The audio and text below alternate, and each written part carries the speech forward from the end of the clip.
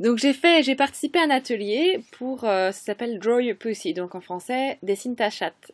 Euh, donc j'ai participé à un atelier avec Lucie Ozano, qui est française mais qui vient de Hambourg, qui vit là-bas en ce moment.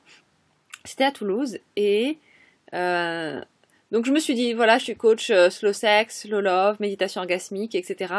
Je ne peux pas ne pas participer parce que j'ai aidé à l'organisation, j'ai aidé à plein niveau, donc je suis tellement cool, il faut absolument que je le fasse.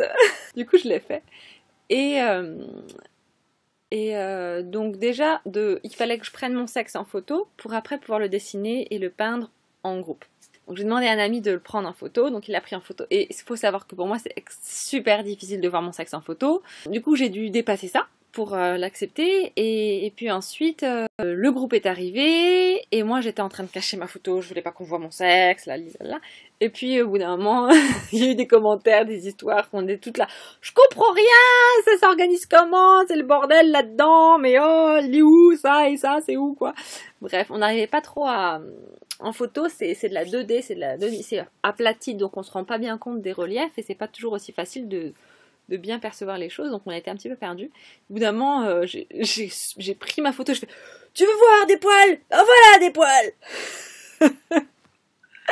Parce que, du coup là finalement toute ma gêne est partie parce qu'on avait toutes les mêmes choses avec les poils, on comprend rien, c'est pas symétrique, c'est pas organisé.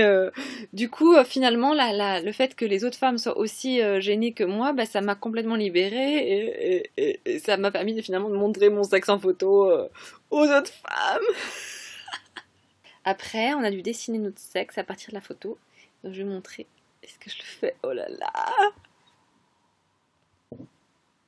Voilà, ça. Puis après, j'ai fait de la couleur, j'ai pas respecté la consigne, ça devait être en juste 2-3 couleurs seulement. Je me suis embarquée, je me suis pas donné la permission de flancher, et puis ce fut pour moi un voyage, un vrai voyage où il y a beaucoup de blocages qui sont partis, il y a beaucoup de choses qui sont libérées, et il y a vraiment un avant et un après cet atelier-là. J'ai beaucoup d'admiration pour Lucie qui a fait ça avec énormément d'habileté, de patience, de délicatesse, de compréhension, de bienveillance envers nous parce qu'on était toutes avec nos résistances, donc on était évidemment. Mais c'était pas forcément facile pour elle en tant qu'animatrice d'être présente avec toutes nos émotions, nos résistances, nos peurs, nos appréhensions face à notre sexe. Et face aussi, bah, on n'est pas toutes des super dessinatrices et même quand on sait dessiner, bah, c'est quelque chose qu'on n'est pas habitué à dessiner, on n'a plus de repères, etc. Du coup, je vous le conseille à toutes. Et voilà, c'est un voyage. C'est un voyage d'observer son sexe, de le regarder, de le dessiner, de le peindre. C'est un truc initiatique.